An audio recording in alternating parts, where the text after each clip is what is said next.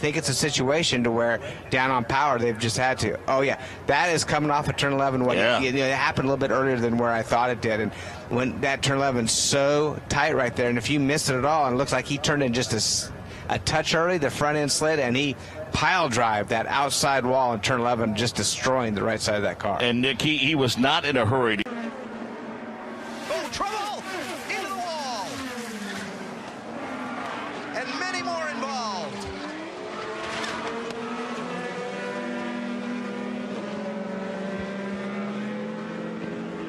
James Hinchcliffe, Will Power, James Davison, Oriel Servia. He hit that curbing, upset the balance of the race car, and with the left sides, and then all of a sudden, Rob, that was very, very strange. It just simply shot right across the racetrack. Rob, you see him catch the curbing there to the inside, and it looked like he tried to correct it, overcorrected it, and that was a head-on hit. Kind of just a racing deal. One guy was coming down, the other guy was coming up just a little bit. They barely touched, and both of them in the wall. Hinchcliffe square on the back attenuator. Hinchcliffe had a little bit of space to the yellow line, but probably didn't want to get too close to the apron. Meanwhile, Hildebrand doesn't really want to run too high. If you were further back, you had no chance. They were pretty spread out as they go side by side. Pagano making a move. Oh, they go in turn one. Hard contact into the wall. Michaela Lotion loses it down low. Marco Andretti's they're piling into him. Several cars taken out. Marco Andretti. The guy who made the move on the start was J.R. Hildebrand, but Sebastian Bourdais here, big hit in the side pod. Championship leader, Sebastian Bourdais. And quite a few cars involved in this one. Didn't even get out of turn two. Guys right down on the wall. Dixon was trying to slide down the wall. Newgarden goes for the lead. No, Will Power. Power goes around, one of the championship contenders, and then up on his lid over the top is Ed Carpenter. Takuma Sato has also crashed. A major pile up as we restart in the opening moments at Gateway. He comes down on Tony Kanaan here. He's kind of blocking Vautier. Yeah, but it's his teammate. teammate. Touch right here. It's his teammate, Lotion, who's giving Hinchcliffe nowhere to go. Oh, Vautier got contact as well. Lotion made it 3 wide down the back straightaway, and when Hinchcliffe had to move up, he was pinched. Terrible result for Vautier that was having such a great run.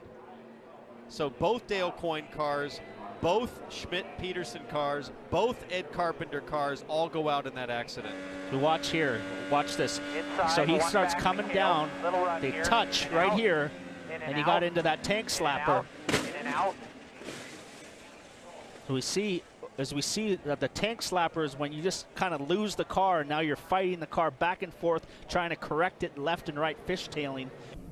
You see the wheel still stayed to the car. It's got a tether attached to it, so it doesn't go flying down the road. Look, he matched Ed Carpenter's marks perfectly. Lost at the exact same point, but this was on a qualifying run where the corner speed is up, and when it lets go like that, this is not going to be fun. Ooh, that was a straight flat pancake against the wall.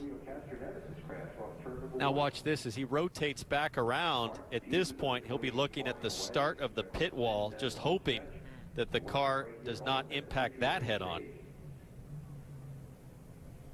He's off the dark patch of the racetrack, which we call the racing line. He's up in the gray. He's lost control of the car. He's hoping he's not going to hit the wall. He impacts the wall, comes off the wall, just misses the 10 of Tony Kanaan. Unfortunately, Scott Dixon is right there, up and over the front of the car.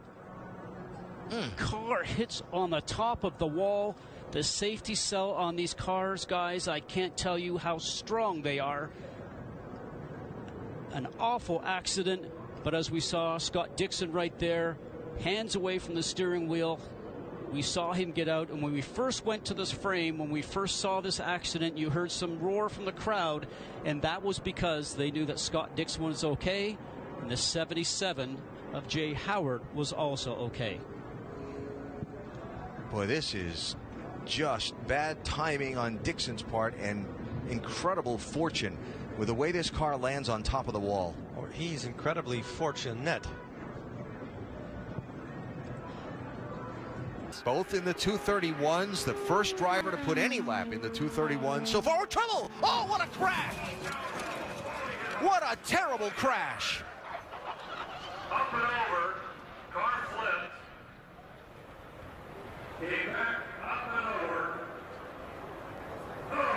That was a hard hit. He's fine.